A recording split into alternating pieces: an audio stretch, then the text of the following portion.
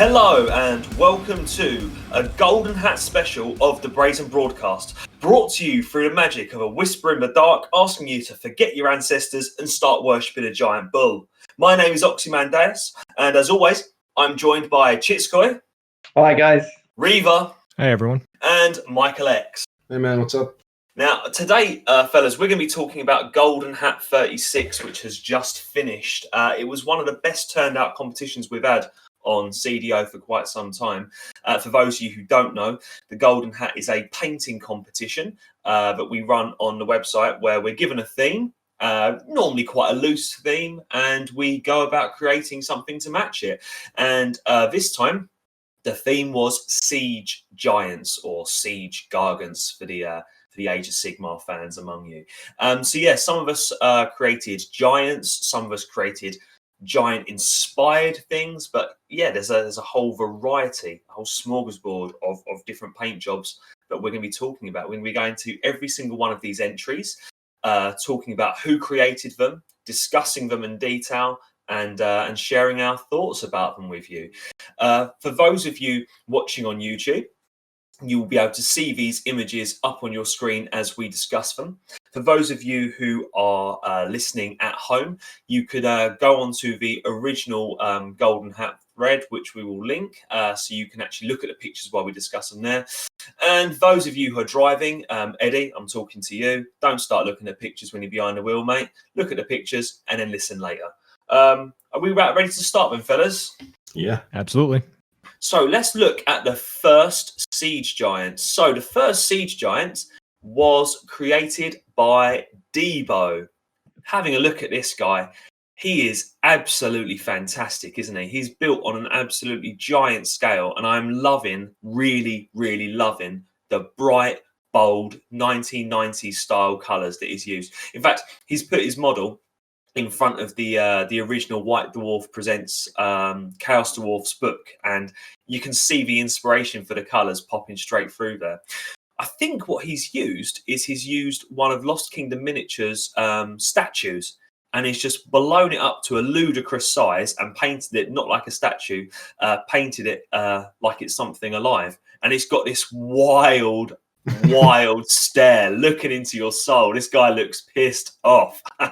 What have we got to say about this one, fellas? Well, he was the first one that stood out to me. And the first thing that sprung in my mind is the first thing I quoted on the forum. That's like, I guess this guy must be remembering some kind of greenskin uprising or something. He's totally back in Vietnam. I love it. And as you said, the color scheme is well, it's very old school. And it fits the model actually pretty well. Yeah, I like what he's done with the broken wall there in the background. Gives it a sense that he's just smashed through that thing, and he's just kind of gloating now, standing in this little courtyard. Yeah, absolutely love it. I really enjoy the goblin green grass base aesthetic. I think it's almost kind of like a suggestion of what would have happened if the big hat range of the 90s had sort of carried on forward, right, and had gone mental without going grimdark. And I think it's got just it's one of the most charming entries in the contest this time around. Yeah, I have to agree with that. Absolutely. The base itself is totally evocative of that era.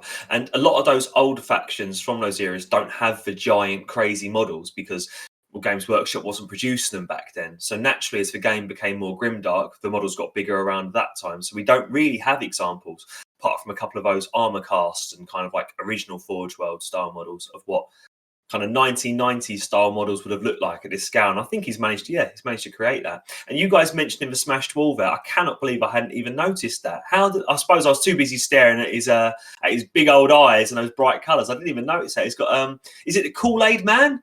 Reva, I'm making an American reference. Can you help me? Oh, yeah. I only know it secondhand through references. I'm trying, guys. Well, the funny thing is, it's looking at the details of the model and having painted 36 of these guys, but then in dwarf scale, it's pretty stunning how much it looks like the small version. I think Lost Kingdom just blew up the scale of this one and added the X to it.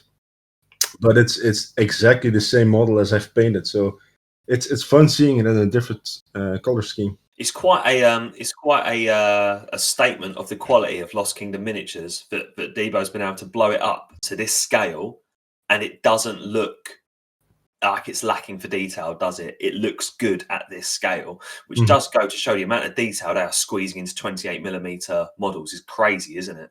I suppose you could even blow it up again 2 or 3 times this size. I reckon you could, yeah.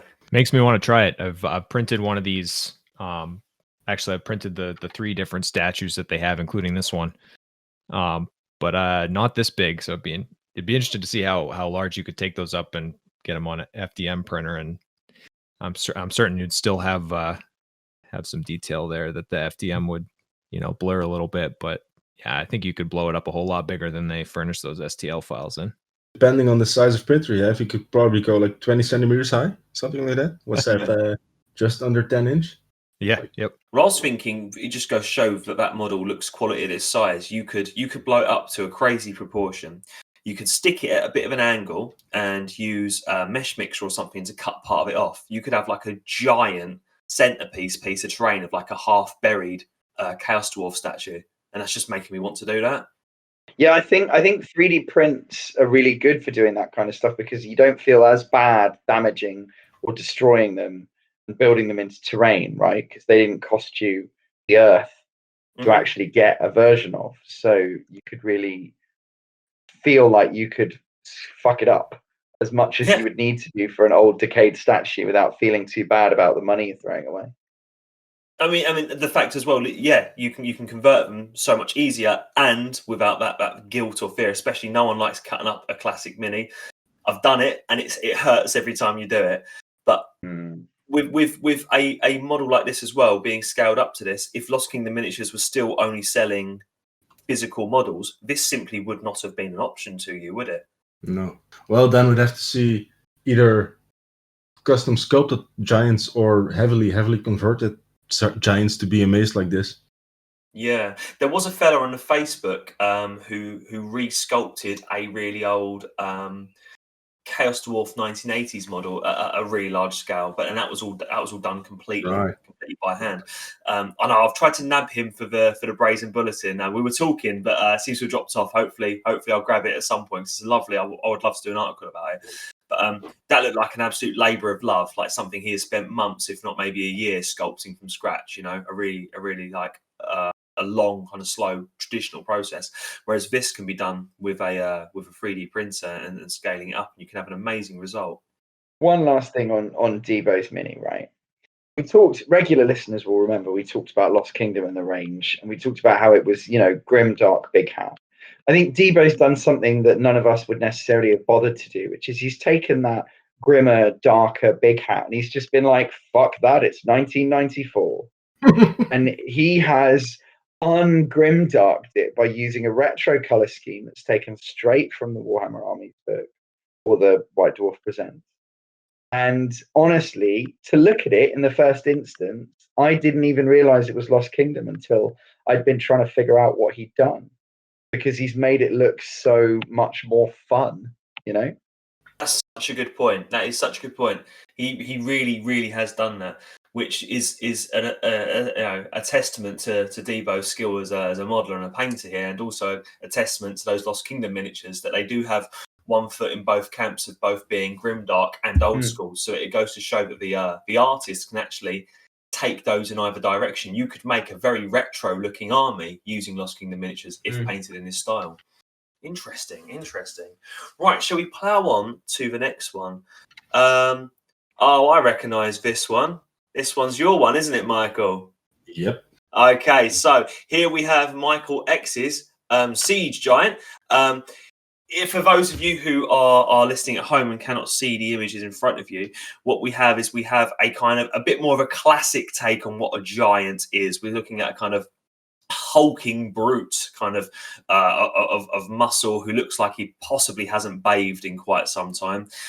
He's got horns kind of sprouting out of his head and his body, suggesting kind of chaos worship, or at least chaos taint, and some kind of Chaos Dwarf style runes, like in scarification, across his back. And he's based on the same size base as a regular Warhammer giant. But I'm going to imagine, Michael, this is something you 3D printed, isn't it? Yep, it's actually the loyalty rewards from Raven Twin Miniatures. I was subscribed to their Patreon for a few months. They also make a lot of lizardmen and some dwarfs, and I don't know what they do these days, but that was about it back then. And they released this at some point when they gained, I think it was 500 followers or something like that. And I knew I wanted to print it, but I didn't really had it on my agenda yet until this Golden Hat came around. And it's actually quite modular, so each hand is separate, and you have like 5 or 6 options per side. Then you have like 5 or 6 head swaps. So, well, pretty free in the weapon choices there.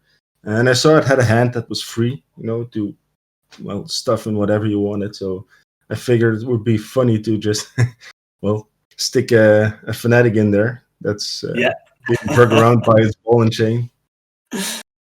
Yeah, that's something I hadn't mentioned yet. Absolutely. He has quite literally got this fanatic by the balls, and by that we do, of course, mean his ball and chain. Michael, you say that it had alternate heads and stuff. So if somebody could have, in theory, used the same set to create a bit more of a Orc and Goblins giant or an Imperial giant or something, you've kind of picked the more chaotic head, have you? Yeah, I don't know. Exactly which heads there were, but I believe there was pretty much the same, but then without the horns. Pretty much the same, but then without the beard. Well, that was a no-go, obviously.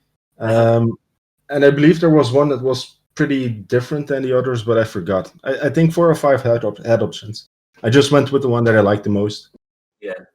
And then for weapon choices, I think you had a hammer, a bat, a mace, barehanded, and something else. I forgot the other one, a flail or something like that. But I felt the axe looked just badass, so I went for that. And also, I have I already have the other giant that I painted like 2 weeks before this Golden Hat was announced with the giant hammer. So I was like, let's do something else than a hammer. And you've painted that axe. I've noticed you've done this on a few of your things. The axe has got a kind of like a warp stone, a weird stone thing going on, hasn't it? Yeah, and that's inspired by Among the Wicked Dowie. Is that right? Yeah, I don't know which episode that it's mentioned, but it's like, I believe you talk about some greenish stone that they find in the caves, or at least that's how it developed in my head. I was like, yeah, that's cool. So I was like, the dwarves in my mind, they just use whatever they find in the ground, whatever it is, and it was like, okay, some sort of obsidian, greenish obsidian. Sure. Exactly. Yeah. Let's make sharp weapons of it, or decoration pieces, and it contrasts nicely with the color scheme I have going. So it's like some highlight on a model in green. I liked it. The first thing I did was the hammer of the other giant, and then the axe was the second one. Which this one is actually the best one I ever painted, the axe. So and then I started doing it on all different kinds of models. I just wanted to say, I think that is hilarious that you got that idea, or that was how it read in your head, because it's my favorite part of the mini as well. I think the most impressive things that for my money that you've done with this one are, I think the beard is painted in an extremely impressive way. I think the scarification is an incredibly cool touch, but I think those 2 pops of color with the potion on the right hand side, although it's not as easy to see in this picture I'm looking at as it might be, you can see it in the top right corner, and then the axe blades, a really interesting use of contrast that kind of totally stand out on the mini, which I think is very impressive. Thank you. Yeah, and there's also, he has a piece of armpit bling, which is my favorite part, as you brought the green in more than one place, and I think that really ties it all together as well. You have the subtle green on the goblin, but yeah, I like that you're bringing that in not just in weapons, but in some ornamentations as well. I quite like the idea of a Chaos Dwarf sorcerer knowing exactly what this weird stone's all about. and knowing that if he ties it to a giant for long enough, like hold on to this axe or wear this piece of jewelry or whatever, he knows something interesting is going to happen. They might have to kill that giant at some point, or he might become more impressive at some point. But he knows something's going to happen. He's just watching. Very Skaven. Yeah, it is almost, isn't it? Yeah, yeah. All right, lovely work there, Michael. Oh, look, we're going straight on to another one of our podcast hosts. I promise we're not doing this. This is the order that it comes out on the thread. But his happens to be your one, doesn't it, Reaver? Yes, sir. So what you can see if you're looking on the screen, and what you can't see if you're listening without a visual aid, I'll explain to you, is a pair of Chaos Dwarf style genies. I suppose like a djinn would be a better way of describing them. Kind of floating out of a kind of like Mesopotamian style vase. This vase has been kind of put into a crack in the earth where lava's coming out, and these two purple demony spirits of Chaos Dwarfs are kind of like circling out of it and intertwining with each other. And any followers of the forum who's aware of Eddie, who's aware of Lodriel's of work as an artist, will see there's quite a bit of inspiration from a recent piece of art that he created, where Chaos Dwarfs have these kind of like I don't really know how you would describe it, disembodied limbs, kind of like Rayman from the old PlayStation game. His arms aren't connected to his body, sort of thing. They kind of float around him. And I think somebody said in the forum that would be a fun thing to turn into a miniature, and someone else said that would be impossible to turn into a miniature, and the conversation ended there. But I think, Reaver, you've probably gone challenge accepted at that point, haven't you? Yeah, that was the intent. I was hoping I'd be the only one to do that, because we were talking about that from Eddie's art for quite a while. But yeah, it's I've seen it done a couple of times. Some older miniatures, you have more like a spectral form that's just like, floating gloves and they use capes or something like that to make that happen. But yeah, this was a little bit more like I wanted to be a little bit truer to what Eddie had there. And I like the idea that the bracelets that they have on some of their other gold jewelry is part of what, I don't know, something that keeps them kind of tied together. And they have that kind of, the golden jewelry like motif kind of scattered around them. And those had those cyborg berserkers that already had bracelets just like that on. And I was like, well, this is just happening. So there's really nothing else I could do about it at that point. Nice. Well, I gotta say, I really like the hammers. I mean, I feel like it's a recurring theme in this podcast and what I'm saying, but they just pop out because, it's like gray, purple, hammer. And it's the color. I suppose it's like meant to be glowing fiery or either rust. I think it's fiery. Just yeah, I was more so shooting for fiery. And that's honestly, that didn't happen until I was kind of most of the way through the build. I was actually not even considering using the hammers because just taking a look at Eddie's art. But yeah, these berserkers have dual wielding hammers, and they are kind of one of the main reasons that I originally got that kit. So decided to try and use a couple of them, and I had a little bit too much void space between the miniature and the base. And so I had the idea of having like lava coming up from the base, and then that kind of spiraled into, oh, well, like, where's that going? And then maybe it like has something to do with the hammers. So it was kind of an afterthought, to be honest. But it added a different color to it instead of just like a, purple spirit. So I think that turned out okay. So I voted for this, and I've said behind your back to the others a couple of times that if there's no such thing as a first place vote, but like this is the one that we saw in this golden hat that like took my breath away. I think it is an absolute standout piece, and I think the thing that is most interesting about it is the sheer sense of like fluidity and motion that's inherent to everything that you've captured, which makes the technical achievement of the gaps, which if you can't see the picture, you'll need to have a look, even more impressive. How fragile do you think this thing is? I mean, how long do you think it's going to live being connected in the way that it is? I mean, that was what took the most time. It's a lot of wire and a lot of super glue. About 50% as much super glue as ended up on my hands. and a lot of baking soda, and that assembling that armature. I mean, getting the two guys connected at the shoulder was multiple pins. I think 2 or 3 pins. And then from there on, I had about 6 wires into one of the torsos that then come out of that and twist all together, and then they diverge in a bunch of different ways. So that part of it, I think, is okay. I think the suspect point is into the jar or into the vase on there on the base, but I spent a lot of time drilling a hole all the way down through that. So hopefully it sticks together all right. Yeah, and other than that, it was kind of trying to support it with green stuff without making it look too obtrusive to like the fluidity, like you said. But yeah, a couple of those were, I think my favorite part personally is I guess if you're looking at it from the front, the right hammer. And since that was kind of my first idea at getting something to actually have that gap nice and highlighted, and using the hammer as an attachment point, but kind of more subtle, was why I actually kind of brought the idea and started making it come together.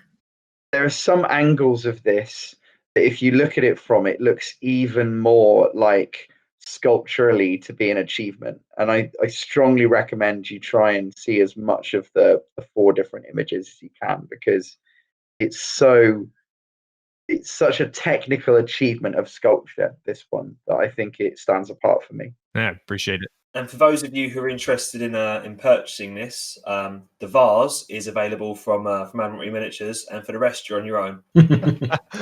Well, you can get the torsos from Cybor, and I definitely would recommend working with those. They are fun miniatures to have. So yeah. Yeah, I'm a big fan of Cybor miniatures. They've just got an aesthetic, haven't they? You can tell a Cybor miniature just by looking at it. It does just have an aesthetic. I do like it. The current Warlord for my new Dwarozar army that I haven't finished painting yet, he's a Cybor model, and yeah, they're chunky, aren't they? They're big lads, but they're very, very cool models. Yeah, I think that was why they stood out for me so well, because Eddie's artwork is extremely, like, it's a very muscular looking genie. So it's just like, well, yeah. Another reason is like I didn't have to think too hard once I was staring at the artisans contest and staring at my bits at the same time. Excellent.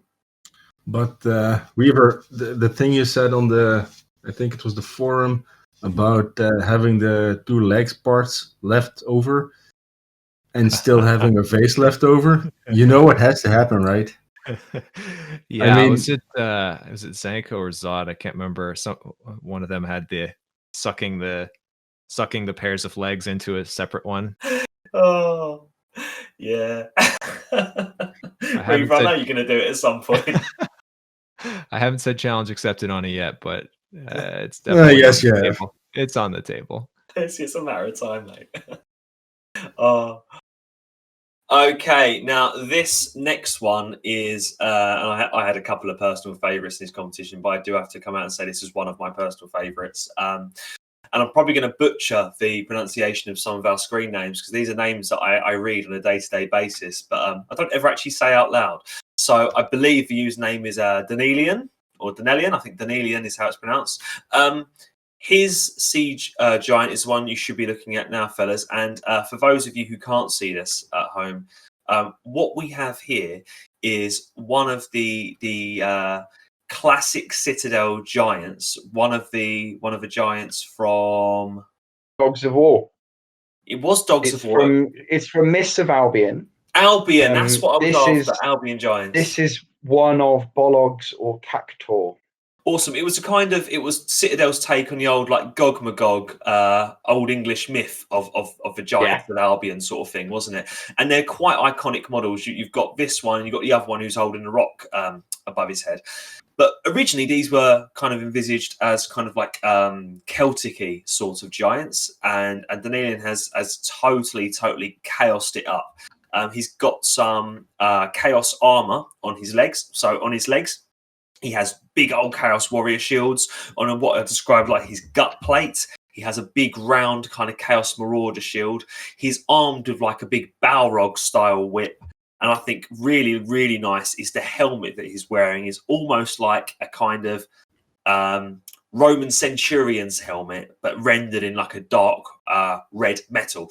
And as if he isn't imposing enough, his skin has been painted absolutely like obsidian black, and his eyebrows and beard have been painted a bright orange, which is then matched by his feet, where little fire spirits are kind of dancing around him in bright orange fire. All in all, it's a really, really impressive model, isn't it, fellas? Absolutely. I really love this one. For me, this was the first one that I really... Well, it was the first one that got on the top 3 and the first one that stayed there. So, compliments. I especially like the shields on the leg. I think they're yellowish painted, but it's almost like gold, like non-metallic metals, and it looks really beautiful. I think this might be 100% GW components. I was thinking the same. Yeah. I don't know where the whip comes from, but it looks a lot like it comes from a Keeper of Secrets or similar kind of Slaneshi thing. Fire spirits are brimstone horrors. The most of the chaos bits, the shields, etc., that have been strapped in for armor. I think he might have made a really impressive conversion that is also coincidentally fully tournament legal, which I think is really funny. Yeah, I mean, that's not something we see an awful lot of on CDO. No. I mean, there are a few people that really do it well. People like Tyranno, he manages it really, really well. But not a lot of people manage to get our aesthetic achieved through Games Workshop alone. And I think you are probably right. If there is a non-Games Workshop part of this, I can't spot it. Yeah, I really like the use of the brimstone horrors there. Have used a couple in the past, and yeah, I really hadn't thought of bringing them over to here. So use them for Thousand Suns mostly, but yeah, they're such a fun little addition. I love the character in those models. They're extremely well painted, and they really tie in with the beard and the hair and the eyebrows, of course. And I think that's just been that really brings the whole model, makes your eye kind of travel around it, and he's put the kind of scattered the horrors on the base in such a way that you really it creates visual interest in where they're positioned, and then tying it in with other colors on the model. Yeah. I really like the choice of color for the skin as well, having it like be that pure black, like volcanic rock black. It's not something you see an awful lot of. It's something I have seen is the original Chaos Dwarf Blood Bowl team, the one before the Big Hat era. The studio models of those were painted in this style with that pure black skin and the orange beards. I think it's the only place I've ever seen that before. But I find it really striking. Every now and then you see something, you think, oh man, I wish I'd done that on every single model in my army, but it's too late now. I was going to say something very similar, right? I think the thing that I find most impressive about the skin is that he's managed to bring out depth that is flesh-like depth, but using a non-flesh color. And I think, we're all well practiced in seeing that be done with green skin, but there really aren't role models for this kind of obsidian black that you're describing. And he's managed to give it a lot of character, which I think is definitely a significant achievement of a paint scheme.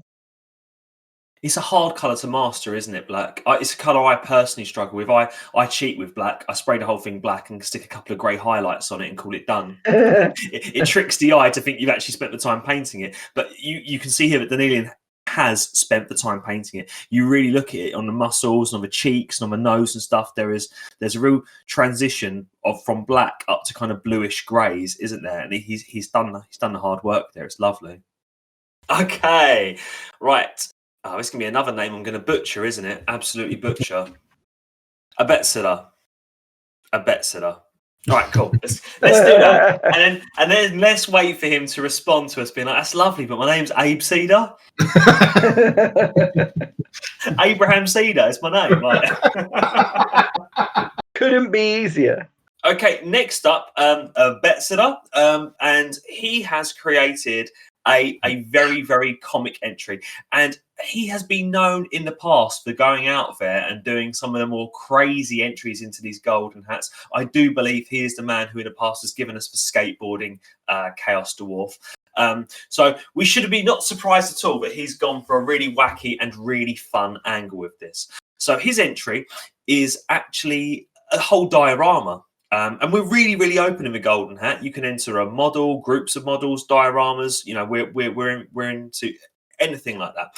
And the diorama is some kind of competition where giants are auditioning, and I imagine it's some kind of like a Chaos Dwarf answer to the X Factor or something like that. And there is a sign saying you must be this tall to qualify. No big hats allowed. On the stage, there is a Chaos Dwarf taking notes and looking quite disapprovingly next to a giant who is clearly not tall enough to apply and whose big hat has fallen on the floor and he's now fumbling around embarrassed, trying to pick it up. The giant himself is a really interesting model as well. I don't know where the model's from actually, or how much has been converted and stuff like that, but he's a very, very chaotic looking giant. He's got a kind of like mutated, kind of deformed sort of look about him, a bit like he might be a half grown or something like that. But yeah, really, really fun entry, and I think a lot of us had a good laugh at this one, didn't we? My absolute favorite thing about this, I really get the feeling of like this was a labor of love in a way that he wanted to have a good time and he wanted us to have a good time when looking at this. But then if you take the detailed pictures of the giant itself, it's also an impressive piece of conversion and painting, where if it showed up on your tabletop, you'd be like, wow, that's a really distinctive looking piece. Yeah, that's what's cool, is he's created a diorama, but he's also created a very cool looking model, which he can use in games. He can take that out of the diorama and use it anytime he likes. Yeah, I'd be really interested. Maybe I haven't stalked the forum enough, but yeah, I'd be really interested to see the build process on the giant and what where that came from, what was done to it, because he's got it, perfectly, reaching down as if to pick up his hat that's been knocked off, but also that, yeah, like you said, that would work perfectly in battle. It almost looks like he'd be reaching down to grab somebody on foot. So yeah, totally works both ways, and yeah, definitely the biggest laugh out of these entries that I can remember anyway. The first thing that struck me was the pants for some reason. I mean, it's really nice use of color on the pants, while contrasting It with flesh is. tones. It's, if you look at the center bottom picture, picture of the back of his pants, like it's a nice selection of muted colors. And then I was like, okay, that's nice. And then like 5-6 seconds later, I was like, wait, what am I looking at? So it's I like it. It's really funny, and it tells a story. It doesn't matter what story, it just tells a story. And I think as well, something that is quite impressive is the amount of time and effort that's clearly gone into just creating this kind of whole stage situation here. Like, that's a whole piece of scenery. What do you reckon he's used there? Foam or something? XPS foam? He's cut and carved and painted and stuff? It must be something like that, mustn't it? Yeah, I think so. I'm currently making a Mordheim board, and it's what I'm using. And you can get really good results out of it, but it takes work. You've got to carve each of these blocks, and then the blocks don't take spray paint, so you've then got to find a way of undercoating them and sealing them using filler or using PVA and stuff before they're ready to be painted. It's a great material for making dioramas and for making scenery, but it does take work. It really does. So yeah, big hats off to at Betsy there for a really, really gorgeous entry. Amazing stuff. Absolutely. All right, lovely. Let's have a look at another giant. Okay, which one are we on to now? I think we're on High on Heresy. That's it. Yeah, this one comes from High on Heresy. High on Heresy, he joined us through the Discord channel, didn't he? And he's recently made the jump to the discourse, am I right? And this is an absolute behemoth. This is Chaos with a capital C. I'm looking at a very, very angry, mutated giant creature. I think I'm struggling to kind of exactly describe what race of creature this would be. So I think it's technically a Cygor, right? So Cygors are a type of beast man, almost artillery piece that throws giant rocks.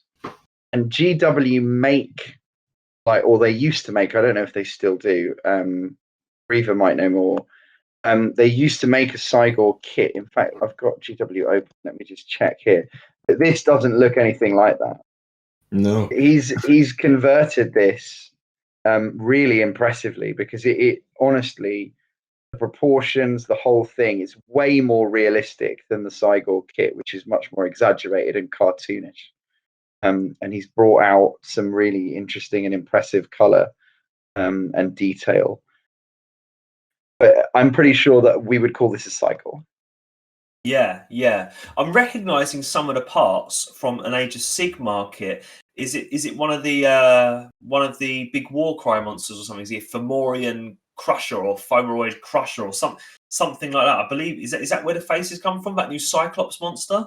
So I am now looking at what you're talking about, and yeah, I think he may have converted even further if he did use that, though, because the face that he's given it is very distinctively different from what you would normally see, and I think that head may be fully sculpted himself down to the mouth and the teeth. I'm pretty sure that's the case. Yeah, I mean that from the hairline, the mohawk line back, that looks like that Crusher model. But yeah, in front of that, I mean, he's done a lot of work to it, and definitely, I really like the horns and the hair there.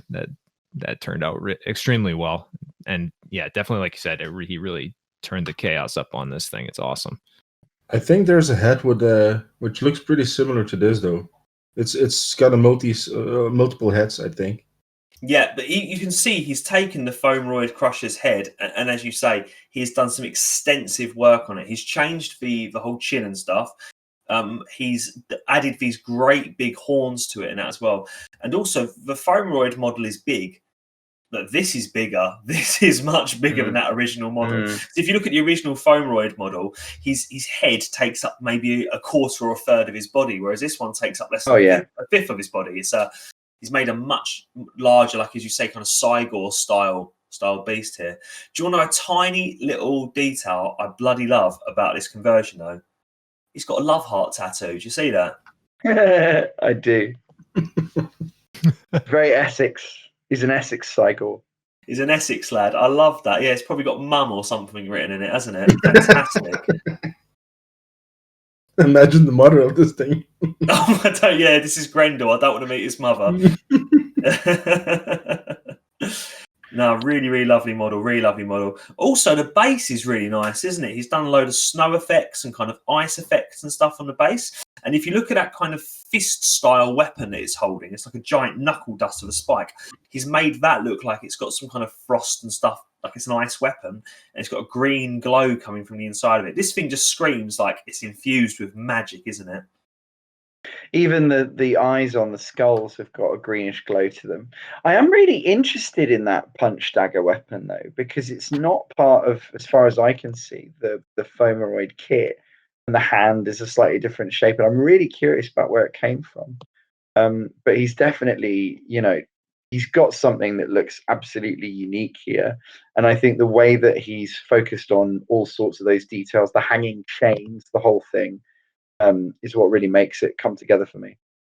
Yeah, the hanging chains are a really nice touch because part of the spec, I suppose, to what we were creating here in this competition were slave giants, weren't they? The Chaos Dwarfs have giants in their armies, but these are giants that are very much under their control, be it through magic means or be it through actual physical binds. And this one here has got those snow and rust encrusted chains all over him. Like, you can imagine this thing is like lashed up to a rock, 11 months of the year. And when the enemy come, they cut those chains and push him in the right direction. I also like the dynamic of I don't know exactly what it is, but in the hand he's got that punch dagger thing. He has also got some sort of whip. I don't know what it is. I just noticed it because I was looking at the bottom right picture, and there's this thing going up. I don't know where to. But it does create some motion in the picture in the model, which I do like. And the cloven hoofs also nice. Yeah, it's the cloven hooves and the horns, which I suppose are also kind of a beastmen kind of style things. But it's that sort of that's sort of what ties this thing to Hashut and stuff as well, isn't it? It's got that kind of like cow demon thing going on for it at the same time. I would happily field this in my Beastman army or in my Chaos Dwarf army. Yeah, absolutely. I think you could easily do it in a Beastmen army, a Chaos Dwarf army. You could have this with a Chaos Warriors army as well, quite happily. You know, this thing could just as much be a being created by Tzinch as it could have been created by Hashut. Yeah, you brought up the original or the last, I would say, GW Cygor model, and I would much prefer to have this one sitting on the table. It has more of like the upscaled Doom Bull or upscaled Minotaur kind of vibe to it, as opposed to the Cygor, which I believe other folks I can't remember if it was Xander or who it was who converted that Cygor into something more Slanesh, would seem to be a little more fitting for that miniature. It's a little more gangly, but this thing is it's a brute and it looks great. Right, fellas, I think it's probably time to move on to the next one. Sounds good to me. All right, next up we have Zanco's entry into the Golden Hat. Zanco, if you are listening, I don't know how you keep doing it, mate. This is a man who has over 10,000 points of Chaos Dwarfs in his collection, and yet every single competition he is still cranking out models. And even when there are no competitions on, he is still cranking out models for this army. It's an army of an absolutely astronomical scale. And Zanco's also a proper veteran of CDO. He's been involved in the website for quite a lot longer than us guys as well. So yeah, a lovely bloke as well. Really, really lovely bloke. We did an interview with him for the first issue of the Brazen Bulletin. If you want to know a little bit more about him, about how he got into Chaos Dwarfs, and about how on earth he's managed to collect 10,000 points of these things, it's well worth reading that. But we have, Zanco's Giant here. Now, Zanco has gone down a route of creating some kind of elemental. This is like a giant in a bit more of a mythology than a fairy tale sense, you know. It's like created out of a kind of emeraldy green stone. I mean, it could be warp stone, it could be weird stone it's created out of. It's a giant hulking beast, almost like Incredible Hulk in shape, but completely nude and made out of these crystal-like these crystal-like structures with crystalline sort of spikes coming off of its back. And just by his feet is the tiniest little huddled over Chaos Dwarf, rubbing his hands together like he's somehow controlling this thing. And I think, I might be wrong, but I think that Chaos Dwarf on his base is one of Cierdo's sculpts that he's created recently. But yeah, let's discuss this one, fellas. Well, I have to be honest. The first thing I thought, the literal first thing was, okay, this is simplistic. Not necessarily in a negative way, but it's like, okay, there's, it's a big green giant on a gray base. But then I started to look at it and it was like, that green is just very, very beautifully painted. And there's so much depth in it. Like the eyes are a little bit different shaded. And then there's all the different cracks that are very, it's nicely painted. It's naturally looking like, a piece of rock that you would find in nature. And the second thing I was like, that blue skull is perfect. The blue helmet, I mean. He chose the perfect color to focus your eyes on. I really like the dwarf, and even though this was a giant competition, the dwarf is like the giant in this diorama, or in this picture for me. Yeah, I agree. I love that that blue helmet. Really, it brings your eye to it, and then the giant draws you up and away from that. I feel like, and that gives that giant a real sense of height and scale, and yeah, it truly makes that model like extremely striking, and just the pose of the little guy, and it just kind of brings it all together. Yeah, I would absolutely love to hear what this one was made out of. Yeah, I don't know if it's sculpted or bought. Is it bought? I don't know. I think it's a bought one. I'm not 100%, but I think I read on his discourse that it's one he bought. I can look it up quickly if you want. Yeah, go for it, because viewers might be interested to see if it's something they can purchase. Listeners might be interested to see if they can get hold of one. Another thing about this model, which I really like, is it tells a story. A good model like this tells a little story, and I can infer so much information about that little dwarf down the bottom just from this. you can imagine that this dwarf is not going to lift a finger in battle unless it's maybe to click his fingers to just make this thing absolutely mess up the enemy ranks, and he can just sit back and watch it happen. You know, you get the feeling that this guy might be a very, very powerful sorcerer who's very physically weak, that he has summoned like the absolute badass bodyguard to look after him. It's very cool. Now, I might be wrong here, Michael. I think you sent me a link to some 3D print files on my mini factory, and I think I had seen that one floating around in there. Is it Archvillain? Am I getting that right? I'm not nearly as familiar. Hold on. I'm sending a link. This is the same model. Now, I don't think Zanco's a 3D printer, but I bet there's an Etsy store selling these or something. That's likely the case. They have so many different models. I imagine they have people with supplier tiers. Yeah, I reckon that's probably what it is. Well, I suppose it's in his credit that I didn't recognize it because I actually have this model, which is cool because it's always fun to see something painted in a way that you don't immediately recognize. Well, I mean, the actual model from who's it from, guys? It's from Archvillain Games, yeah. The actual model exactly. from Archvillain Games is called a Magma Elemental, and Zanco's taken the Magma Elemental and he's turned it into some kind of warp stone or crystal sort of elemental instead. So that's probably why you don't recognise it. You probably would expect to see a model like this painted with fire and brimstone and stuff like that. But the Zanco's made it fit his army. His army very much is inspired by the 1980s range, isn't it? And it has a bit more of that sort of Technicolor feel and that kind of old school feel to it. And he doesn't do as much of the kind of fire and brimstone stuff with his forces. So he's made this model really work for his army. Yeah, I'll say I think the reason I was second guessing myself as to whether or not that was actually it was because I was assuming if it was a 3D file that Michael would have well beat me to that punch. I most definitely would have if I'd have recognized it. I think what threw me off was the face, because looking at the rendered image of Archvillain's page, the face is pretty, well, let's not say detailed, but the mouth, you have all the teeth and stuff like that.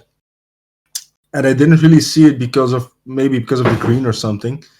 It threw me off. But if you look at it, like the chest hole in the middle and the face, it's all there. It's exactly the same model. Just distracted by details, I suppose. All right, shall we move on to another entry then, guys? Yeah. Okay, this is another entry whose name I'm quite likely, whose screen name anyway, I'm quite likely to absolutely butcher now. But RhinoMandana? Am I saying this right, guys? I think it's RhinoMandana, like it rhymes with bandana. Okay, let's do it then. So this next giant, guys, is from a screen name I'm quite likely to butcher now, from RhinoMandana, and he has created a Chaos Gargant with a bit more of a classic giant feel. This looks very much like a giant from Warhammer's Old World. He is a very, very imposing figure, though. The giants of the Old World of Warhammer often sculptors and artists kind of lean into the comic side of these creatures because they do have a very funny side. They're supposed to be these giant drunken oafs and stuff, but they have an absolutely vicious side as well. You have to remember, this is somebody the size of a house who literally eats people. And what I think has been really, really captured in this model really well is the absolute menace of this model. He has this stern, nasty expression on his face. He looks like you just do not want to mess with him. He's got like a corn icon coated in blood hanging from his neck. He's got a giant club, which is like a rock tied to a log in one hand, and on the other hand he has a series of pieces of wood with spear tips kind of strapped to his wrist. And the pose is so threatening.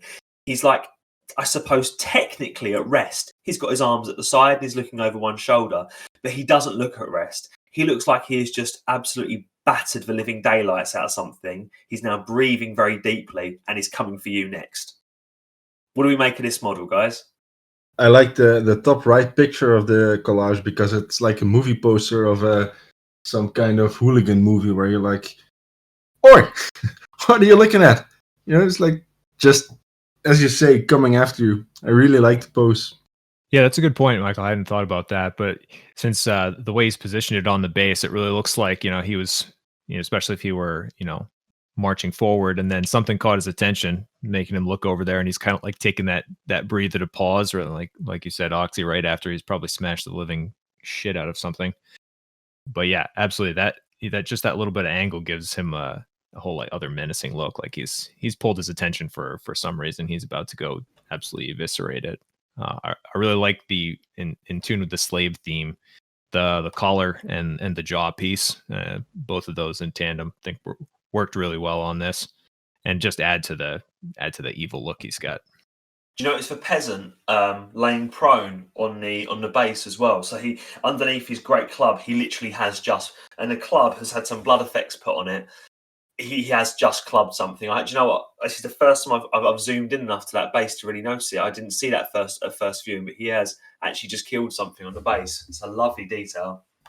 For me, this is, I think you were saying it at the beginning, really. This is the vintage classic take, right? And I actually really like it for that. The other detail that I love the most, I'm surprised you guys didn't mention, is the pupil size. Yeah. I think it adds a certain degree of like malevolence and a bit of otherworldliness to an otherwise extremely grounded mini, right? Like Chaos has not spent long on mutating this dude, and yet just with a simple little stylistic choice like that, he comes across as absolute evil. Yeah. Also, the use of shadow in the eyes. I don't know if it's just lighting and picture angle, but it's pretty well shaded around the eyes, making it even more striking to have the white pupils or the white eyes in the dark sockets. And in terms of what this model actually is, in terms of like where the parts have come from for it, I'm looking very closely at it now, and most of it is coming from the plastic Citadel Giant that's still available in shops now. But that model, although it was absolutely revolutionary when it first came out, and I do still quite like the model, I've got a couple in my collection, it is very limited by its pose. You have to make that model in that striding forward pose because that's the way that the legs are very, very much fixed. But an awful lot of subtle converting has been done on that model to make it stand in this way. What sort of conversion are you thinking of? I mean, you got the glyph, right? You got the collar. Yeah. I think quite a lot of effort's gone into the club, more than people might expect. Yes, it has, because that club, I recognise it from the plastic sprue. That club would normally have a series of swords put inside of it. Right. And so the swords have Right. been removed and the rock has been added. The other arm is a giant's arm, but all of that rope going around it and the two spears have definitely been added. The body and arms and legs, I believe, are all from the giant kit, but they've been reposed dramatically. And it doesn't sound like a big deal, but that model comes in a very set dynamic pose. Its whole hips and everything are make it do one thing. And making those giants do anything other than walking forward, I know because I've done it on my Slanesh giant. It's not an easy job. It actually takes an awful lot of converting to make them do what you want them to do. It's really interesting. I might be wrong, but I don't recognise the head from the plastic giant sprue. Unless it's just where it's got that neck thing and mouthpiece in front of it. It's confusing my brain a little bit, but I don't actually recognise it as one of the heads from the sprue. I've used this sprue a lot, by the way, guys. I've done about 4 of these giants. Yeah. One of the other things, I don't know the kit that well, but in fact, there's 2 more comments I think I'll make. One is, I have a feeling that rope is actually twine. It is, yeah. Like literal physical twine that he's then painted, which I think is a really smart move, because look at the amount of effort he will have saved himself by doing that, and yet it reads so well as in-scale rope. Mm-hmm. And the other thing I think that we haven't commented on, although we kind of have, is that the way that he's positioned this model on the base makes a big difference to the way that you read it. It's a longer, thinner base, and it draws the eye to the axe, and it draws the eye to the pummeled peasant dead body, and it emphasizes the insignificance of you compared to the giant, which is a really cool motif for a miniature that's a giant, right? Because a lot of the giants that we've looked at are really big, but the choice, and I think you've done it, and we're going to look at yours in a minute, Oxy, the choice to include someone small helps you to kind of read the giant in the world that he's in, which is a good move. I think especially in a competition like this, because normally your giant is standing next to a regiment of men, and that's where you get your scale from. In a competition like this, your giant's standing there on his own. He could be 5, 10, 20 centimeters, and you wouldn't know. So yeah, by putting that there, you get a feel for the size of that creature, don't you? Very good idea. Right, should we move on to the next one, fellas? Yeah. Oh, okay, this one's my one. So, yeah, this is the model that I painted for this competition, and this is actually a giant from Mantic Games. Mantic Games recently released their giant kit, and it's an interesting kit. It's a basic kit, as in you get a body, you get 3 arms, 2 legs, and 2 heads. So you can make 2 different giants with different weapons and heads, but that's about as far as you're going to get in terms of customization for these models. If you're looking for the customization of a Games Workshop giant kit, their new Mega Gargants will set you back £100, £200. I don't know how much they are, a lot of money. But this cost me about, I think I got it quite a good deal on eBay, about 20 quid, but I think you can buy them for about 30 quid from the shops. So it was a budget model, but I thought quite a nice model. And I painted him up in the style of my new Norscan-inspired Chaos Dwarfs. And I put the little dwarfs at his ankles. You can only see one of them in this picture. There's another one poking him in the back of the leg with a spear, which you can maybe just about make out behind the guy with a whip. But I was limited for the amount of pictures I could put on here. But anyway, I don't want to talk about my own model too much. Have you guys got anything you want to say about it? Are the little guys also in the lower picture, or is it just for the top right picture? They will be in the bottom left picture, but they're so small it'll be quite hard to see in that picture. Okay, that made it just a tiny bit more awesome, because I thought you had to like put them in the picture and then taking them out for the other ones, but they are totally not visible. It makes the giant seem even taller. Anyway, I immediately knew this was you. Just based on the, grayish skin tones and overall style, because it's perfect for your Jordan. Do I say it right? I'm calling them the Duero, but yeah, the Norsey dwarfs. Yeah, that was it. So I think it's just the muted color scheme and the bright red cloth on his stomach, I suppose, that just pop out. I'll say the same thing I said to you before. You really missed a chance to give him what's it called? The Scottish pattern on his like a tartan. Skirt. Yeah, you should have given him a tartan skirt, but other than that, perfect. Yeah, I think one of the things that really caught me, I mean, obviously the skin has been mentioned on the forum, but I actually really enjoyed all of the rope work and how well that was painted. And that's, yeah, I mean, you can tell there's like great care put into that, and it's used in profusion on the model. So that's no small amount of effort to get that all looking, distinct. And there's also enough different hues within it. So you get kind of the sense that it's, they grabbed what they had and they clothed this guy up. And I think that comes across extremely well. And looking in the shins too. And I think that top right picture, just having that guy there, but then also just seeing the detail on, they lashed a whole bunch of things to these shins to give him a little bit of something. But just the painting on that came out extremely well. I think, Oxy, you've made such a huge difference to the face.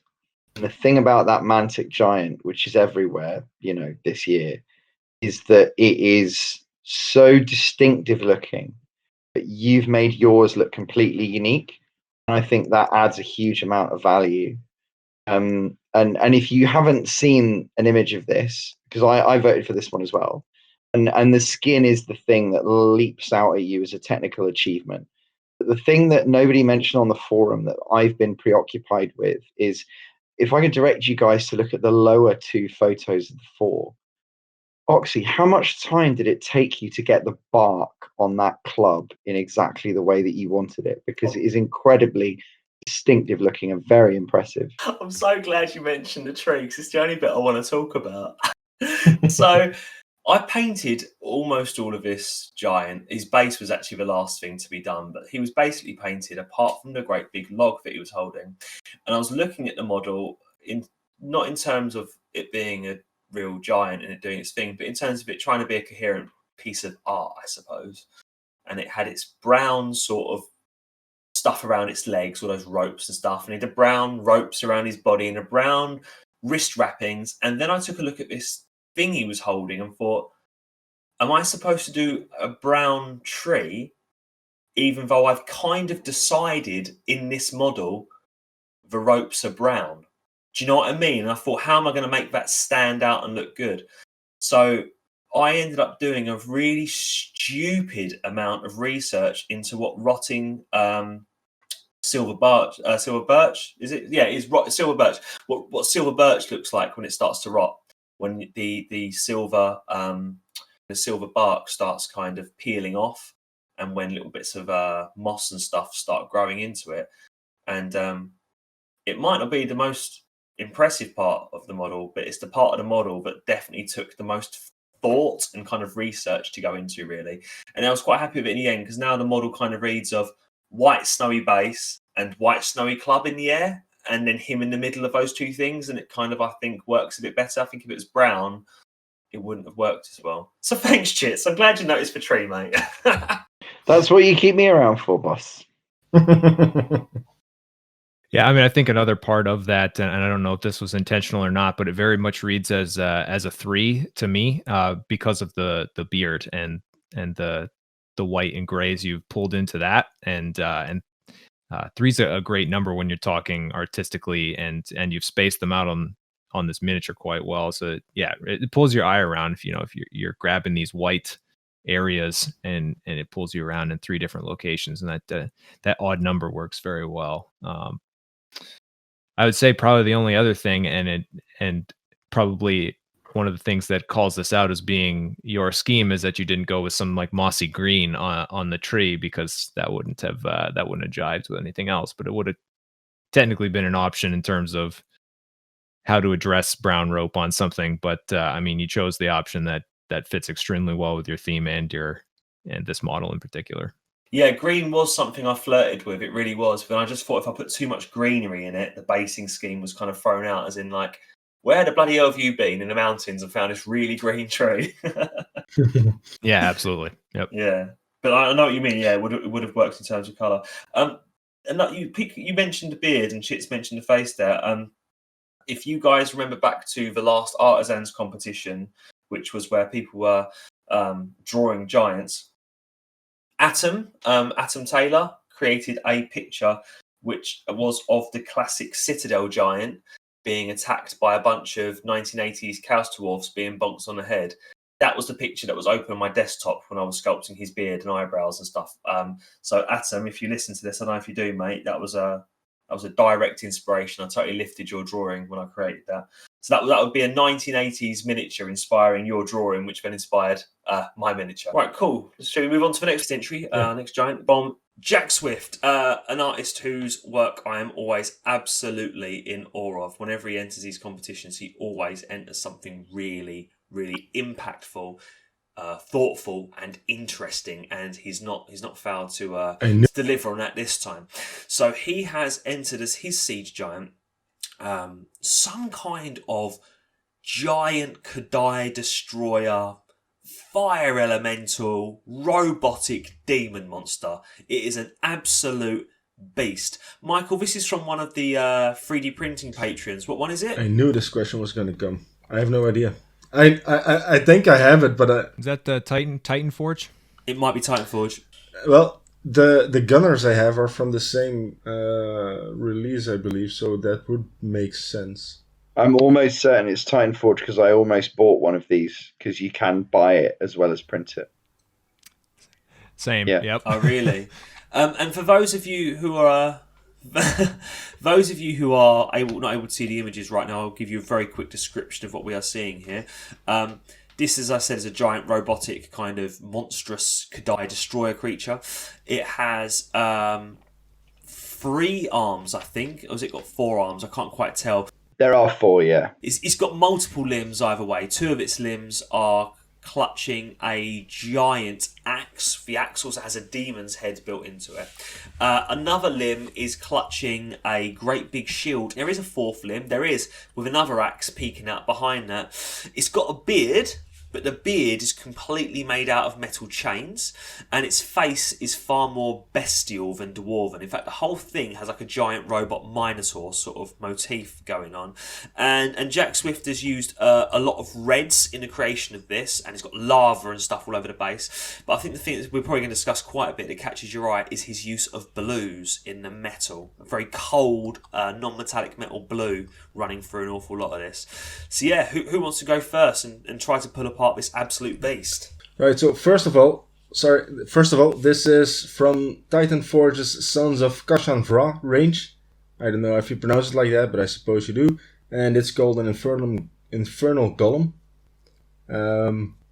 And I do believe there's been quite some modification and adding bits and pieces to it extensively. I was poring over this, and this is no offense to everybody else on the forum, but in terms of folks' blogs who I have saved the most pictures from to my personal archive of things I'd like to use in some way, I think Jack Swift kind of steals the cake on that.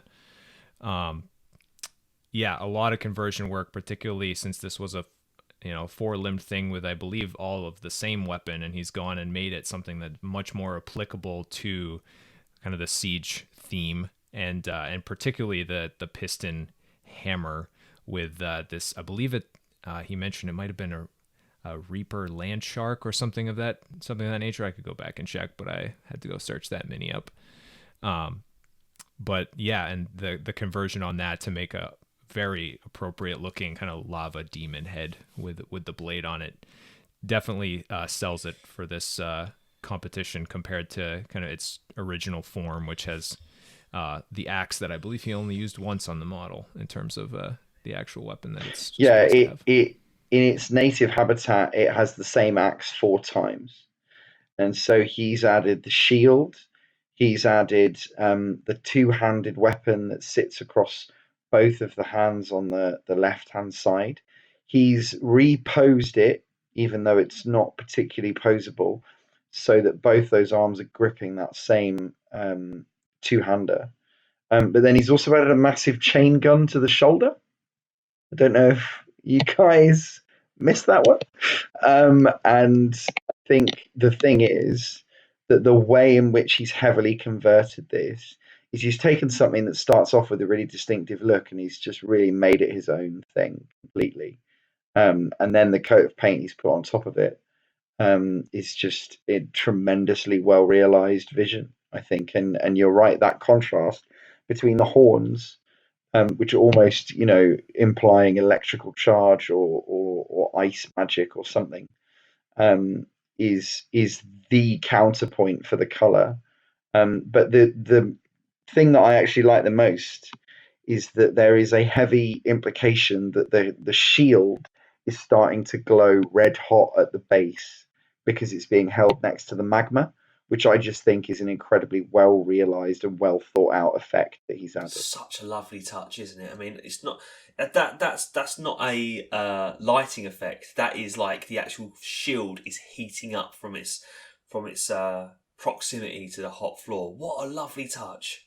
Yeah, another thing that I believe he used them in that Nautiloid submarine several competitions back, but he pulls in a lot of Lego Bionicle parts from time to time, and I believe, I could be wrong, maybe I'm misremembering, but I believe that kind of spiky ball looking thing in the center of the back, I believe that's something looted from a Bionicle kit, and that's something that he immediately has forced me to go loot all of those old things I had as a kid, and yeah, I mean, I use them all the time, and they certainly you can pick and choose, and often just like throwing them in like this or slap some rivets on them or a few insignias, and they really pull right into the aesthetic extremely well. Especially, and I feel like his part of the reason I end up saving a bunch of his images is how much the style overlaps with yeah, mine. definitely. The head that's been used on the hammer, by the way, is from a Reaper miniature, but it's called a Burrowing Horror. And he's heavily converted that, right? He's had to do significant surgery even just to separate the head from the body, because in the original miniature, it's completely built into the torso, this head. It doesn't have a neck or anything like that. So he has put in the hours on this conversion. And I think all power to him, because he's got very impressive results. Yeah, we're looking at a real project here. We're looking at a planned, thought out, and well executed long-term project. Yeah, amazing stuff. Really, really nice, Jack Swift. As always, well done, mate. Well done. Okay, moving on from Jack Swift. We have one of the ones which was one of the real favourites of the competition for quite a lot of us, Iron Hayden's entry. Now, for those of you who can't see this, Iron Hayden has taken the concept of a siege giant, and he's applied it to his Hobgoblin force. And he's got a bunch of Hobgobbos at the moment that are in a very, very striking colour scheme. They're in like kind of snowy blue bases. They have this bright green skin and bright purple clothing. It's very evocative of actually the bad guy Hobgoblin from the old Spider-Man comics. It's that sort of colour, right? Like pops, it does. It's really nice. But he's taken the siege giant thing and applied it to his Hobgoblin army. So his giant is literally a giant Hobgoblin. We're talking a Hobgoblin who's about 7 or 8 times the size of your average Hobgoblin. And he's kind of nonchalantly leaning back on his weapon. And I believe his weapon is upon some poor little bugger on the floor. And is he picking something out of his nose or inspecting something close to his face? Something like that, isn't he? And he's wearing a Chaos Dwarf style big hat rendered in gold and purples. And of course, the top of the hat's on fire as well. Because why not? Why absolutely why not? When you're going as crazy as you want with a miniature like this, put his hat on fire as well. I was so impressed with this model. I thought it was absolutely fantastic. Who would like to say a few bits about it? Yeah, I really like this one. This was the second one I saw that immediately won a spot on my top 3. Actually bumped maybe to the first place immediately. It's just so funny. It was completely different than everything else we've seen. And not to discredit the other entries, but this was just so incredibly funny. And also, he really had to make this from scratch. I don't think there's any giant Hobgoblin to be found. I'm pretty sure he posted about it, actually. Let me see if I can find the reference, because I was quite surprised. But the core goblin itself is actually something that he acquired. Really? Now, Hayden knows goblins like nobody on this earth. I'll tell you that for free. I've traded with him. I've traded him some classic Hobgoblins. He's into them more over and above the Chaos Dwarfs. It'll take me a little while to find this. All right. Well, the booger or whatever he's looking at is just a real focal point. I really like that, and it's almost like if he's like trying to taste his own booger, which is obviously very funny. The little goblin standing next to him like really shows the scale of this thing. That's a nice touch. As you said very eloquently, the colors are they pop a lot. They are very striking. Also the brass of the shields, whatever it is on his stomach, is nicely done. Also comes back quite a lot throughout the rest of the model. And I also like his shoes or socks or whatever you'd like to call them. They immediately reminded me of the Smurf discussion we had a while back about the goblins that were painted blue. How you beat me to it. I was going to say his foot coverings, his shoes, for whatever word you want to use there. Those are one of my favorite parts of the model, certainly. And I don't know, said draws my eye there, and then immediately over to the left in that top right picture, immediately to the left of the shoes is your scale reference, and then after that you're just like, okay, I'm staring at something huge here. Also, like the fact that he bent the sword or whatever it is. Do you notice as well? So he's got like a couple of halflings stuffed in a bag or whatever. They're being spiked there. But if you look at the base next to it, there's a goblin which has clearly been absolutely squashed flat by one of his footsteps. I think that squashed goblin's from the plastic giant kit. But yeah, a lovely touch to add that in. Right, that's actually a model. That's cool. and I think the thing is, when you see it, you won't lose your respect for what he's done, because he has tremendously converted it. But the fundamentals of the pose and the, is it a booger? Is it what is going on? Is still the same. But in adding the giant big hat to it and then doing a huge amount of other work, obviously, he's turned it into something that once again, and as ever for the forum, is almost completely unique, right? Absolutely. The hat is probably my favorite part. I like the fact that he changed his clothes. Yeah. Exactly. Like I said, knowing that he used a core mini, when you look at that core mini, it doesn't detract at all. The pose is the main thing that he's taken from it. Almost everything else has been converted. Yeah, definitely. And he's made it fit his army, hasn't he? Such an impressive model, such an impressive conversion. Lovely. All right, shall we move on to our next entry? And the last entry. Is this the last entry now? Wow, God, we've got through these, haven't we? Oh, fantastic. Yeah, so next entry comes from was it from Zod the Immortal? It was, wasn't it? Yeah, last entry from Zod. There we go. So Zod the Immortal, not to be outdone by anyone, said, okay, this is a giant competition. I'm entering 3. And he's actually painted up 3 different interpretations of the brief for the competition and entered them all at once. And he's done it all in his absolute trademark style. He has a style of painting which I just absolutely love. You were saying, Reeve, about how much time you spend on Jack Swift's blog. It's Sod the Immortal's blog that I'm spending all my time on at the moment. It really is. His lockdown Chaos Dwarf's blog. He has a style which is both very new and using new techniques, but is so old school in its feel at the same time, and in its palette, in its colour choice. But anyway, I'll describe for the guys at home what we have here. So first of all, we have a siege giant. This giant is the kind of middle hammer metal giant from the old Orcs and Goblins range.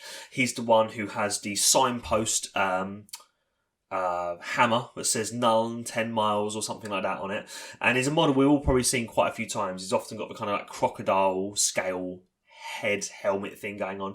But what Zod's done is he has really made him look like a Chaos Dwarf, has fitted him out for war. He's put big old metal plates on one of his shoulders, and he's put a Chaos shield on the other shoulder, and over his head he's got this kind of like large wide metal helmet that looks like it's attached to him, riveted to his body or riveted to his skull, with little eye holes for him to look out of.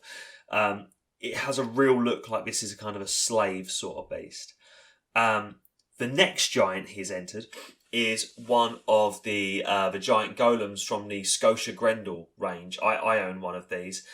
They are really, really delightful models. They are so old school in their feel, but they're so modern in their scale. They look like an old Citadel model, but they didn't used to make old Citadel models this big, you know? It's a really, really cool model, and he's painted this one. This one has like a machine gun and a giant power claw, and he's painted it in very bright blues with purple accents. And the edge highlighting and stuff on that is absolutely expert. And then when we move over, the next one that he's got it's a juggernaut, isn't it? One of those kind of metal rhinos of Khorne, but not any old juggernaut. This is a juggernaut with a little halder on the back, and on that is a Chaos Dwarf with a hand-operated cannon. Quite a trio, isn't it? It's quite a lot to pick apart here, guys. Yeah, this one took a lot of inspection to just figure out what the hell I was watching or what I was looking at. It was like every model has his own little hidden delights that you can discover. Overall, they're very cohesive, which I like. yet totally and completely different.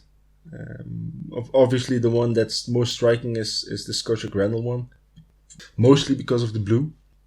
Yeah, and the guy with the giant metal dome on his head, he reminded me of Juggernaut from the X-Men. So that was a funny... Yes, definitely. Hey, Yeah. thought the same thing. Yep. Yeah, so I really liked him.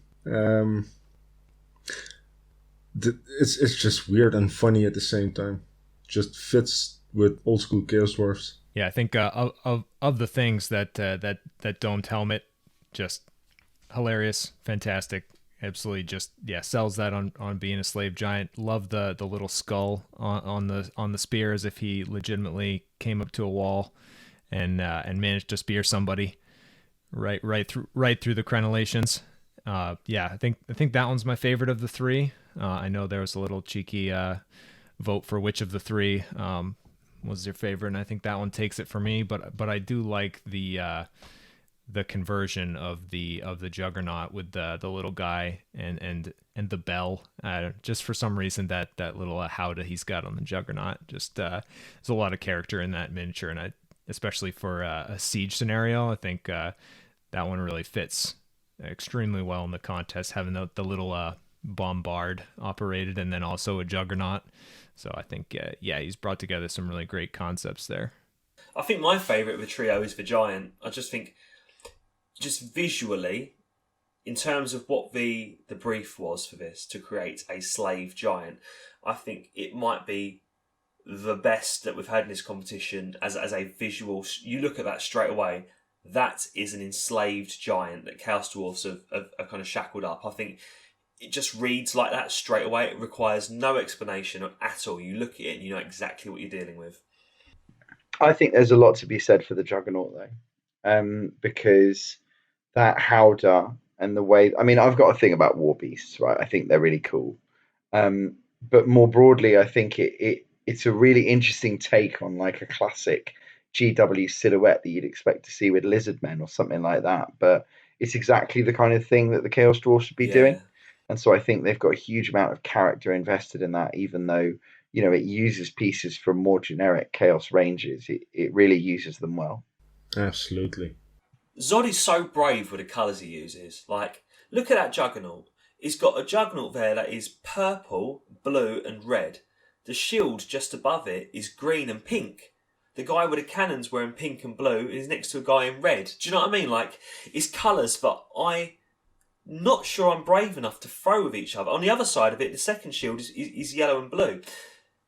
And yet, somehow, he makes it work. And I think he makes it work because he's lent into it so much as a theme that eclectic look is the colour scheme for this army. I think if you were to stick that model in my army, it would look completely out of place. But in his army, it just works because he is... I think the old 1980s Chaos Dwarfs were never viewed as a cohesive force. They were a little unit full of characters, weren't they? Every little person in there looked different to the guy next to him. And I think he's really lent into that in the way that he's designed his army. And I think that's how he gets away with it with his colour schemes. Because as I say, I'm not sure I could make it work, but he really has. But talking about his colours in general, not only the competition, but in general, his use of colors is just magnificent. I mean, not only the colors he chooses, but the way he applies them. For example, if you look at the Grendel Scotia looking thing, and you look at his feet, or well, whatever it's called for a metal thing, the blue on there is just stunning. It's absolutely beautifully shaded. Yeah, it really is, isn't it? Yeah, and he's not done what I've got one of these golems, and I went the very lazy route of it, a little bit like when I was talking about black earlier, where I just lent into really over the top edge highlighting to cover up the fact that I can't paint things like that. I hate painting vehicles. So my one, I painted it red, dark red, did a wash, and then did some orange highlights, called it done. But when you really look at the blues he's used here, there are whole tones of blue moving from dark right out to light. And those edge highlights that he's done are tiny. they're expert little thin edge highlights he's got on there. I mean, it's not to take away from what he does. Absolutely, it's more like to credit what he does. It's like the effect you get when you use contrast paint, but then how it should be when you use contrast paint. Like it's the effect that I intend to get, but never achieve because it's not, well, it's a cheat. So if you look at this is just perfectly shaded without looking edge highlighted or I don't know. I don't know how he does it. It's just beautiful. Well, it's that word, isn't it? Contrast. Everything about this actually does have, in the artistic sense of the word, not in the Citadel paint scheme sense of the word, it has literal contrast from dark to light, from one colour to another, and that sort of thing. I wonder if he plans these colours. I hope so. Sits down with his brush and just thinks, I'm going to go for it. I hope he does plan it. I hope it takes a lot of work to plan these, because else, something has to make me feel a bit better. If he just does it naturally, we're quitting. No, that's not true. We're kidding.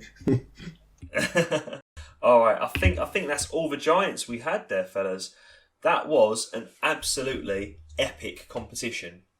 We're not the world's biggest forum, and having 12 people take time and energy and planning and dedication to each create really, really visually stunning models like this, and to enter them for a deadline, it's not to be sniffed at. It really, really isn't. And I think that we should be extremely proud of our little community, and extremely proud of the artists who call it home, because what an absolutely fantastic show from everyone there. It just makes you remember why the Golden Hats have the prestige that they do, because it's always a tight competition. There's never a clear this person or that person's model. It's always tight because the standard of both painting and also imagination, creativity, and the application of that whole Chaos Dwarf theme is just always of such a high standard. Really cool stuff. Yeah, I have to say, this is my first Golden Hat since joining the forum as an active poster. And obviously I didn't enter. You guys know that I don't have access to any of my modelling supplies or any of that kind of stuff for a couple more months. But one thing I will say is that even when I do get all of those things, I'm never going to enter this contest, because the standard that you guys hold each other to, always bringing ideas that I never even would have thought of, and even when using a miniature off the shelf, converting it to such a huge and heavy degree, that I think it is just onwards and upwards. And who knows what the next Golden Hat has in store, right? I think we're going to have to get you to join in, shit. So I'm not sure you read the small print when you signed up to the forum. This isn't an option, mate. Yeah, who knows what the next Golden Hat will bring, the next painting competition. We know what the next competition is, though. The listeners might be interested to know that the next competition isn't a Golden Hat. It's kind of a sister competition to the Golden Hat, which is the Artisans competitions. Now, where the Golden Hat is a purely painting-focused competition, and obviously, as you can see, we do celebrate heavily conversion and sculpting and stuff within that. It is primarily a painting competition.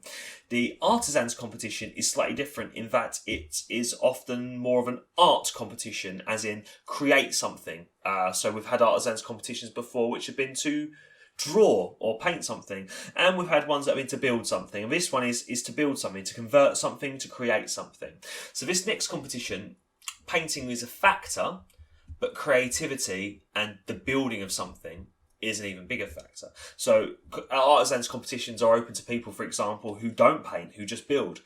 People who do 3D sculpting and stuff like that can enter this competition. And the theme is artillery, is cannons, siege engines, trebuchets. But I think the three guys who are going to be entering from the podcast, we've already decided amongst us that it's a little mini competition, and you can create any artillery you want for this. But I mean, who wants to go live on air and explain what it is that us three have decided we're going to be creating for this competition? Well, it's not that difficult though. It's an S cannon. The arse cannon. It's going to be a beautifully sculpted demonic butt shooting whatever you fancy, at whatever you fancy, in whatever way you fancy. Genitals included, if you please. So we don't kink shame here, guys. So for those of you who are regular adjusted members of society and are not aware of the Nick Lund arse cannon, I mean, God bless you. You've obviously lived a very, very fine and altruistic life, but I'm about to ruin your life by flashing an image up on the screen. This cannon was an unreleased model in the 1980s. And like so many of those unreleased models from the 1980s, it must have at some point been leaked from a studio, because you can, for a very, very high price, still find them floating around on the internet. And it is literally a shackled demon whose body has been turned into a cannon. And the sculptor has been extremely mature about that, and he's made sure that it's the arse of the demon, which is the cannon end that is firing projectiles at the enemy. It was originally called the Demon Cannon, but the community has since known it as the Ass Cannon or the Arse Cannon, depending on the type of English you speak. And it's become a little bit of a folklore legend amongst us. There are a few of us that own Arse Cannons. Zanco owns 3 Arse Cannons. There have been modern sculptures of it as well, haven't there? There's been one by Adam Taylor. There's been another one by John Pickford. I can show those on the screen as well. They've both been modern interpretations of this model. But yeah, we've decided amongst the 3 of us that we are going to be creating our own arse cannons for the next competition. We need an arsenal. Already well underway. I feel it necessary to ask you guys to just run down the coincidence that happened in every Brazen broadcast household over the course of the last week, where you told your girlfriends / wives what it was that you were actually starting work on. Because I ended up telling mine about what you were doing, which is weird enough. But I'm really interested to hear what your girlfriend said when you said, I'm going to be sculpting a giant demon that shits cannonballs. Yeah, I guess I'll go ahead. And this actually happened in preface of the actual contest announced, where I had already come up with the idea and got working on it just because it needed to happen. And so essentially, I was explaining, the contest, last contest wrapped up, and we're going to discuss the golden hat on the podcast, etc. And essentially went forward with, well, I'm starting to build my own ass cannon for the next contest. It's based on a really awesome old miniature, unreleased, rare to get, and she's like, I don't believe that's a thing. And I was like, oh no, it's a thing. Yeah, it's a demon that shoots whatever it wants out its ass. And she's like, that's not a thing. So I sent some pictures. We were actually chatting on Discord. So I was like, oh yeah, here it is. Take a look. And she's like, well, I can't really see like that. I still don't believe you. And so then I had to send a side view. And it's like, oh yeah, nope, clearly that's coming out the ass. So. And then it was like, well, yeah, okay, I guess that's funny. Moving on. That's pretty much it. Well, we were eating dinner, so no better time to tell her about demonic ass I'm sculpting. So I was explaining in detail that there was an old model that looked like a demon bound to the floor with a metal tube sticking out of his ass, shooting whatever. And that there's a new competition where we had to make one of those. And her reaction was, okay. Literally, that's it. Okay. On the other hand, today, when I actually did some sculpting, she walked in and she saw what the hell I was holding in my hand. And, well, she looked at me like somewhat disappointed. Like, when you look at a kid who's just been caught, drinking or something, like, ugh. And she's like, yeah. What are you doing? And I was like, with a boyish smile, I'm sculpting a butt. And she was like, again, okay. And she walked away. I mentioned it to my missus, we're driving in the car to work, and said about how the last competition had gone, and said about the next competition coming up. And I said, it's an arse cannon competition. I said, so I'm going to be sculpting an arse cannon. And she just said, "Haven't you already got one?" Nice. And I said, "No." And she said, "You've spoken about them enough. I thought you already had one." That is almost disturbing. So It's shameful, is what it is, Cheers. So I told mine, and I had to explain this to her. And you have to understand that, like, she got together with me before I got back into the hobby, right? And the hobby is like extremely new as a publicly discussed topic in our household because I don't particularly enjoy talking about it. And I kind of sat her down. I said, look, all the other lads on the podcast have told their missus about this. So now, even though I'm not really involved in this because I'm not going to be making one, I need to walk you through it. And I showed her the picture, and I talked to her about the history of it, why it's so rare and coveted, and she knows about my eBay shop and all of the trading that I do. And she literally just kind of blinked it away and was just like, "Men are pigs," and just left the room, shaking her head gently. And I said, I asked her to elaborate, and she was just like, "I don't expect anything better from men when you leave them alone. It all just degenerates into this." And I thought that was an interesting take on it, because we've definitely done that to this artisan contest, whether they want us to or not. Yeah, we definitely have. Yeah, definitely. I mean, when I explained to Mrs. because I've started creating mine now, I've got a skeleton of it done, and she said, "Well, what are you making? How are you making it?" And I just didn't know the words to tell her, because at that point I was already, well into making a milliput sphincter at that point. and all I had to say to that was, I'm creating something that you will be ashamed of, and quite frankly, I am ashamed of. And I just left it at that, really. I'm not sure if I'm going to show her the final product. I'm not letting my daughter anywhere near it. Oh, mine is looking at it every day. She's like, "What are you making?" I was like, "Well, it's a monster." "Oh, what's that?" "Well, that's a metal tooth." "Why is it shooting out of his butt?" "I don't know." I don't know how to answer this. But it's, she's cool. For those who are interested in buying an arse cannon, although the original unreleased miniature is extremely valuable and can go for up to £500, you can get a really nice demon cannon that looks somewhat similar to the old classic one from oldschoolminiatures.co.uk for about £27, which is super reasonable. If you must have an arse cannon in your life, do that. It will not surprise any of the lads on the podcast to hear that about 5 a.m. this morning, I completed a transaction to get my own original unreleased arse cannon, which will be with me in the next couple of weeks, at which point we can start having conversations about where it should go and who might be interested in it. But at the very least, I will have my own arse cannon, even though it won't be one I made myself. Motion to make this artisans contest the golden degen competition. We'll just need a new medal up on the forum for that. It's just the golden turd.